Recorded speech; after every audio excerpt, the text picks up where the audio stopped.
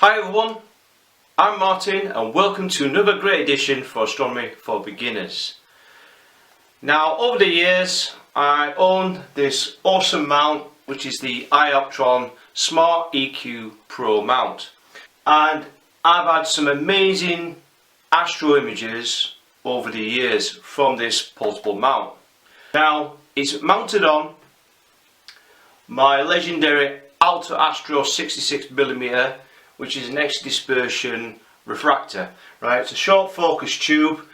Now if you've not seen those videos, I suggest if you check up the links at the top. Okay, I have done product reviews on both these setups. Okay, and I have taken outstanding images through this portable setup, and only now I discovered to use the guide scope, the finder guider, which is this setup here, the 30mm guide scope. Again, there are loads of variants of this guide scope you can buy, right? And ever since I've been using this setup, I've been achieving 10 minutes exposure times very easily, and I mean straight out of the box, right? It's outstanding performance. And if anyone who is considering purchasing an astro imaging rig like this, which is portable, easy to set up, can take it virtually anywhere you want and still deliver some fantastic images, then a typical setup like this is highly recommended. And believe it or not, this scope setup is actually the most used telescope I've used, okay, because it's so easy to set up. I've used it countless of times over the years and it's never missed a beat. However, for the past few months I actually ran into a small problem, but yet is a very big problem, particularly on this mount. The telescope and everything else was working fine. Now I'm going to show you an image, alright, an example of an image to show you what is happening to my setup, and it is a real concern, alright, and it needs to be rectified. So I'm going to show you this image, alright, that I'm going to show you, and I've encountered this big problem I'm having at the moment. So here's the image, take a look at it and see what you reckon, see what it is.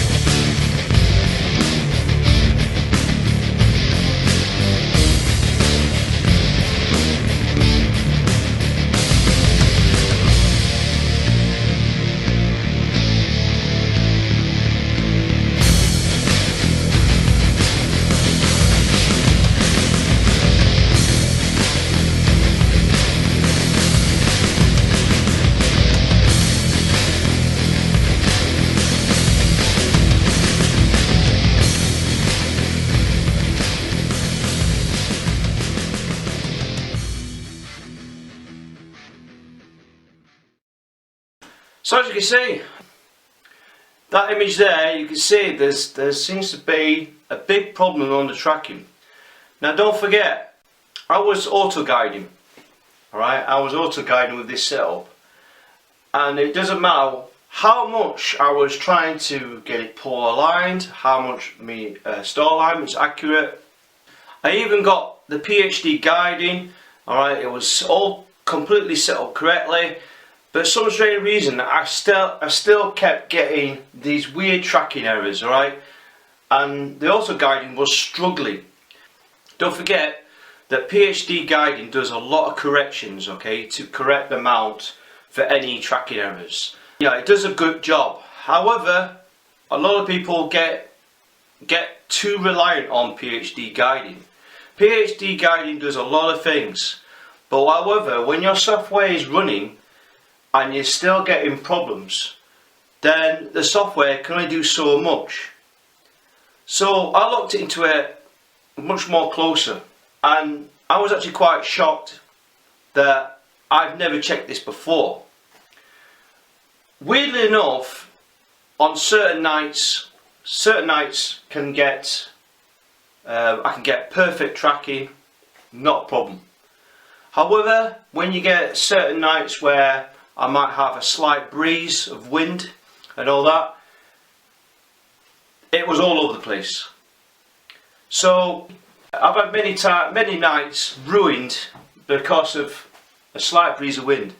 Now don't get me wrong, guys and girls, I totally agree that this mount is up to its maximum weight limit, which is not ideal. I get that. However, I have been tracking, you know, for 10 minutes exposure time is not a problem. You know, the weight is almost at the maximum. You know, considering I've got the guide scope, the telescope tube, and the added counterweights. Don't forget, the counterweights don't actually add the weight. You just counterbalance the actual weight itself. But I've tried my best to get it as close as possible below the 70%, which is the ideal payload which you should have on any astro imaging rig. But for the past couple of months I've been getting this intermittent problem quite a bit, and I needed to start looking in and start investigating what was going on. So what I'm going to do is I'm going to take a close look on this Ioptron mount and show you what I found. So I'm going to show you this issue that I'm having now. If you take a look here, I'll move the counterweight. You see this here? That is the free player that I'm talking about. And don't forget, here, the lock bolt here is tight. Okay, and as you can see there, moving the RA axis, yeah, there's quite a lot of play there. There's about a good 1 mil, 2 mil of free play, which is quite shocking really. And even on here, we've got free play on the deck axis, but not as much as the RA axis. The RA axis is ridiculous. So here's a closer view. Alright, this lockdown's tight, okay, and you're going to move the axis. See that there? Even when I free to rotate and I lock it in, if I lock it in position, you think, yeah, that's fantastic, it works. However, just move it again, and that is my issue there. That's what's happening. So any slight wind or anything, if I nudge it, regardless on how the auto guiding is performing and how well PhD guiding corrects that mount, if I get any wind or slight nudge, it's not going to do nothing to that mount. Alright, and that's why I'm getting these tracking errors on my images. So even when it's locked up, that's the issue. That's quite a bit of free play. Surprisingly, I should have noticed this a long time ago. Alright, and that's quite a lot. So I'm going to show you the deck axis. Again, I'm going to move the telescope tube and I'm going to move it side to side. Don't forget, the deck axis screw is tight. We're going to move the telescope tube. Oh crikey. Yep, that's quite bad as well. So as you can see there, both my axes are completely slack. Right, to sort this problem out once and for all, first thing I need to highlight is this. Now if you take a look at the actual Ioptron mount head, you will see these two sunlight screws. Now these are the adjustment screws for the axis, for the deck and the RA axis. The bottom one is the declination axis, and the top one is for the RA axis. Now what these screws are to adjust the drives. So basically what you're trying to do is you're trying to adjust the worm drive onto the gear wheel, right? And that's what these are for. These are the adjustment screws to adjust the synchro mesh between the gears. Now as you can see there, they've obviously, during time, they're not Loctite, and they've just come off through the years as they just work themselves loose. Now it's not a design flaw of this mount, alright? You know, considering it's performed 5 years, and I've had 5 years of great images from this mount, these just work loose all the time. So now we're going to show you how to sort out that free play problem. So because the mount is designed for the American market, these nuts are actually in imperial sizes, American imperial sizes. So you're going to require a 5/16 spanner or socket to loosen these nuts. However, I don't have a 5/16 spanner, and using a 9mm spanner like here is too big. You can crack them off because they're not too tight. However, I don't want to risk rounding off the ends of that nut. So alternatively, I'll get something close as possible as I can and use a BA spanner or something like that. It's not perfect, but that's all I have. And to do this is you grab yourself a flat point screwdriver. We're going to adjust the RA axis first, and to do that is you just slacken the nut using a flat point screwdriver, and what you're going to do is you're going to tighten her up. So tighten her up clockwise. So you turn it clockwise. Once you get to a certain point, once you get to that certain point, you just tighten up the nut. Now don't over tighten these, you just need to nip them up, alright? After I've just shown you the sizes of these bolts and the screw, okay? So what I need to highlight is, with these bolts, there is 2 on each side of that head. So as we take a look at the RA axis, we slacken the nut here and the screw here. However, whatever you got to do one side, you got to do to the other. Now this is the other side. And as you can see, same detail. So what we're going to do is we're going to tighten up the RA axis. You slacken both nuts on either side, and then you're just going to use a cross point to tighten up one side, okay, clockwise. That's tightened up. As you see, we got some movement removed from there. And then you go to the other side, and again tighten up clockwise, and then you're going to check the free play again. Okay, and as you can see there, we've tightened both sides up, and that free play is gone. So as you can see there, that's a massive difference. So I'm going to slacken it off again to show you again. So we turn it anti-clockwise like so. Do the same for the other side, and I'll show you again. See, look at the free play. So again, use the cross point, tighten up one side, half a turn, tighten the other side, half a turn, and then check the free play. Okay, bit more, tighten this side again,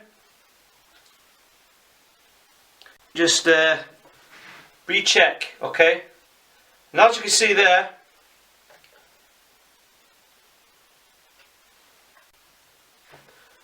that free play is almost gone. So yeah, that free play is gone.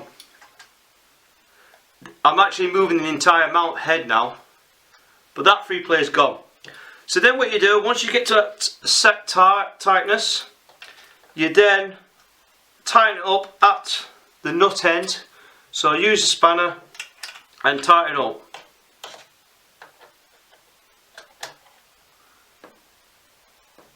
Like so. Just nip it up. You don't need to over tighten these. Same detail. Just nip them up. And check yeah. So we're going to adjust the deck axis. Again, same detail. Slacken off the lock nuts either side. And you do the side for the other side. Okay. Both lock nuts are loose.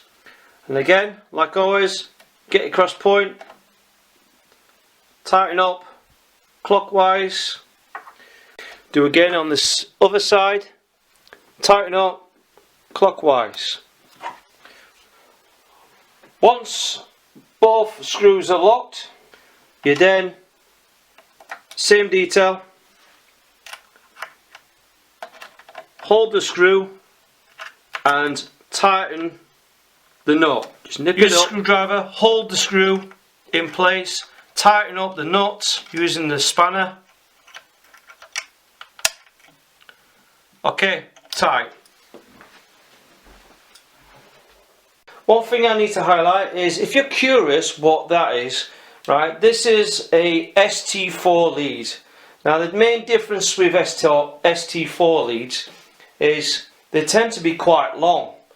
However, I have found an ST4 lead which is quite short, and I think it's fantastic fitment for this mount. So I can still use my ST4 lead, but it's not going to drag anything onto the mount or the telescope tube or any cameras. You can get them in 25 centimeters long or 50 centimeters long. Most ST4 leads are usually 1 meter or 2 meters long. However, I just think that's just too long for this setup. So again, if you're interested, check out the links below, right, and ordered some of these cables today. And again, these are very well made cables as well, so they're not cheap and nasty cables. Alright, they're reasonably priced as well. I think they're fantastic, alright, for this little setup. Again, some people don't like ST4 cables, but me personally, I think they are the most reliable interface there is, especially if you're auto guiding. I have used other software and I had issues. However, using the ST4 lead, it might not be as accurate compared to EQ mod and all the other functionalities of auto guiding or pulse guiding. Alright, the ST4 guiding works best for me, okay, and it really is reliable because it's basically a plug and play. You activate PhD guiding and you're away. And that's what I like about the ST4 lead. It may be not as accurate, however, it is the most reliable source of auto guiding, and it's factory made, it's ready to go, hassle free. And if you can live with just an extra cable, by all means use the ST4 lead. Highly recommended that you use one, and it works 100%. I've had no issues with this. The only issues that you will get with ST4 cables is you just got to make sure that your ports or contacts are clean, make sure they're nice and secure, and just make sure that the cable is not damaged in any other way. That's the only dramas that you'll have. Mechanical, it works fantastic with PhD guiding, and I've had no real issues with this method.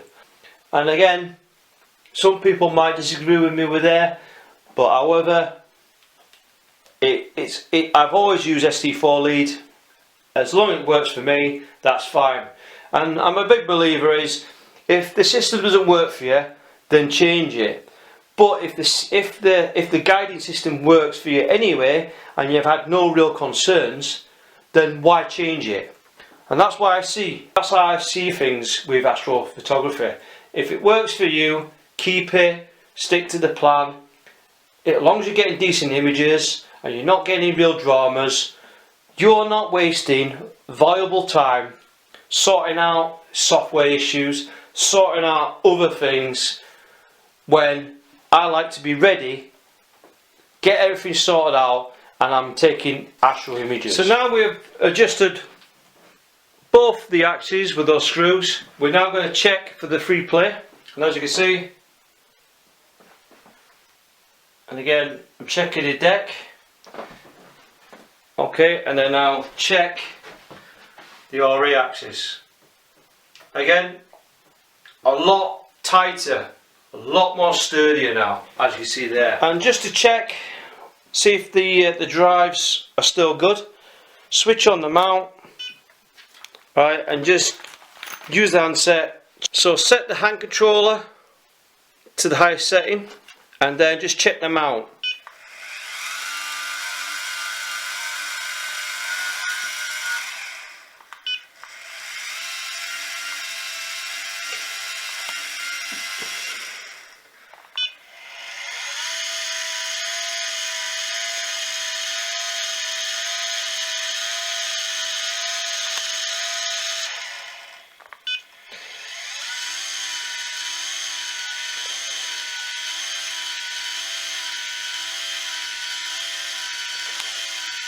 Now, as you can see there, the motor drive seems to be working fine.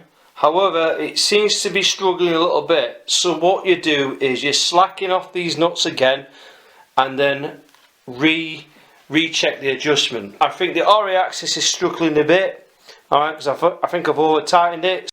These motors are meant to free to rotate, but not with too much bind. Okay, so it's very crucial. The small tweaks on each of the side of the nuts and the screws, you know, it's very crucial. You don't want to over tighten them, alright, but you don't want them too tight, alright. So you've got to just carefully just adjust them each side until, and then recheck again on the motor drives and see what you should get. So we're just slacking that out, alright, small adjustments, alright, so we've slackened it, alright, and as you can see, we tested drives now.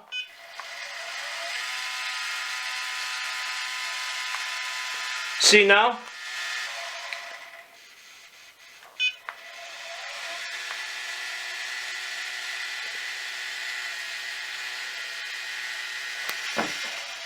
So the RA axis is adjusted properly, and again, if I check the free play, there's no free play.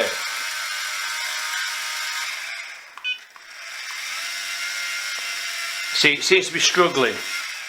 So what we do is slacken the main nut, okay, slight turn, then do on the other side,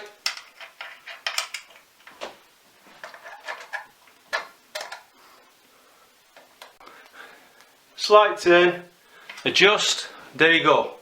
So then recheck the drive again.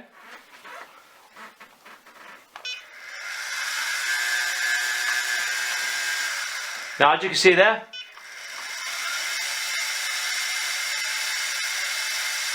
the motor is not struggling, it's not binding. And again, we're going to check the deck axis. Okay, nice and stiff. So as you can see there, what I've done is I've adjusted the RA and deck axis again, because what I've done is I've adjusted the tension too much. So you've got to give a bit of give and take.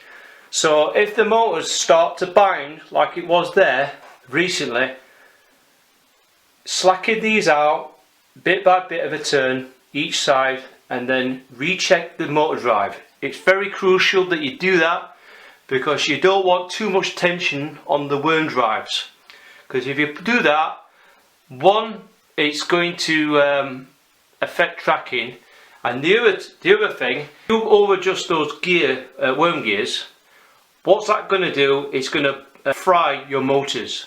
So it's very crucial that you get that adjustment right. The motors are not there to just sort of bind, they want to be moving nice and smooth like this.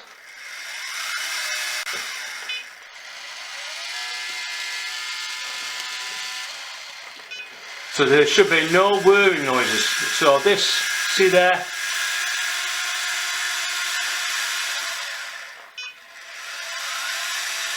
Both axes needs to be smooth. Alright?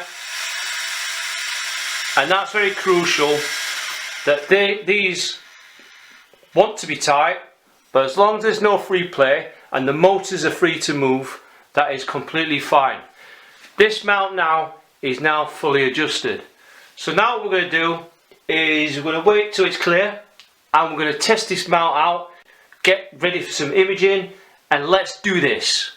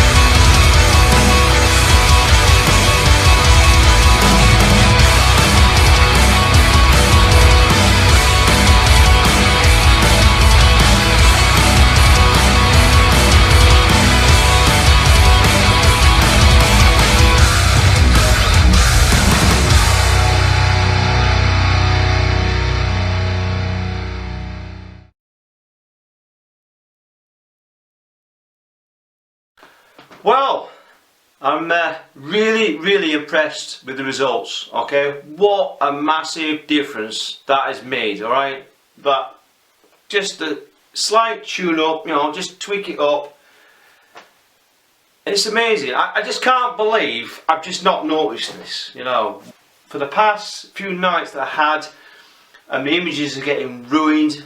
So even with PhD guiding does a lot of corrections, right? I had that continuous problem all the way through, right? And it doesn't matter, you know, I thought it was machine conditions, I thought it was just various other aspects. I always thought that the weight of the telescope itself, being, because it's overloaded to almost its maximum limit, I thought that was going to be an issue. But no, it was just those little screws and the bolts was that problem.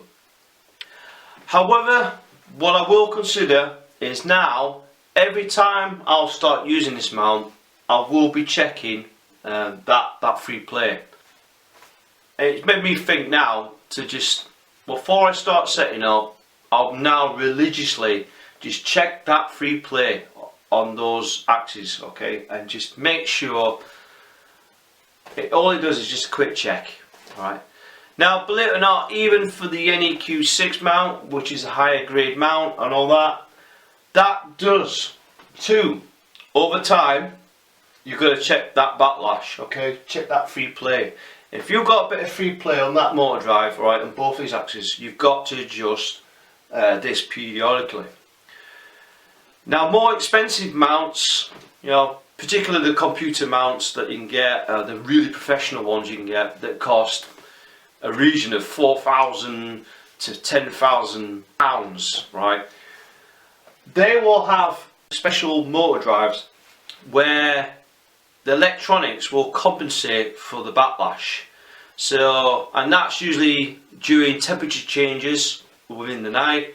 That backlash will automatically readjust, right, according to the surrounding temperature.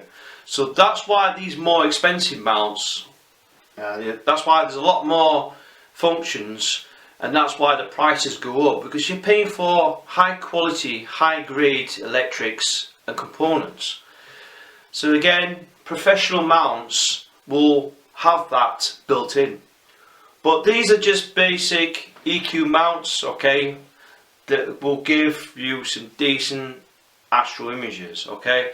Right, these are, you know, these are not professional mounts, so it's not a design flaw on these mounts, okay. They just haven't got the functionality to compensate for that backlash, okay, or that free play. But again, you've got to have certain amount of backlash or free play, alright, because at the end of the day, the worm drive and the gear, alright, they need to mesh together, alright, and you'll always get free play at a certain part.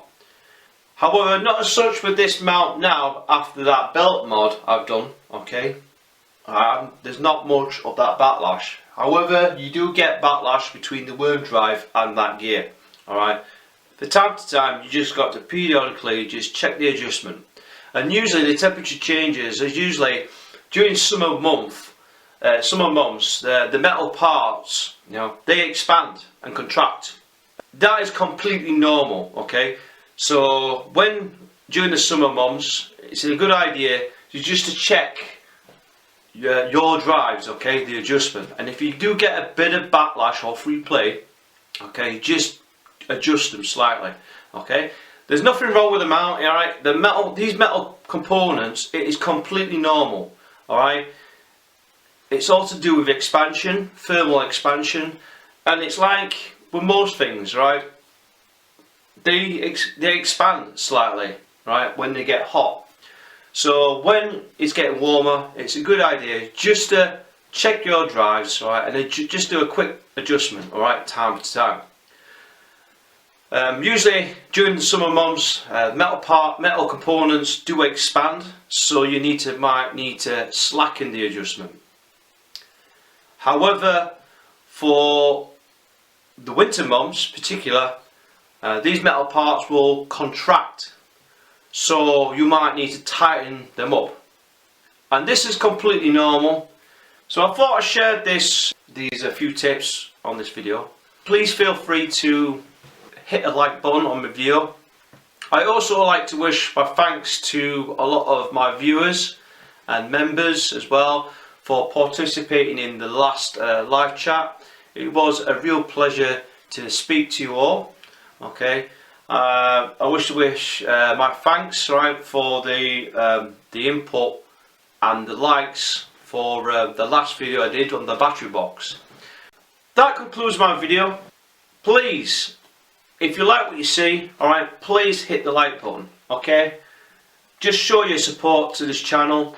And again, please subscribe, but also hit the notifications, alright? Because there'll be many more videos coming out soon that's going to give you a lot of good advice, more product reviews and so forth. So again, hit the bell, alright, down below, and you'll get notified for any new videos coming out soon. Please let us know how you get on with your Ioptron mount, alright? If you're owner of this fantastic mount, please how you get on. The feedback from you guys and girls, see if it's made a difference. So I wish to say thanks again, thanks for watching, and I wish you all clear skies.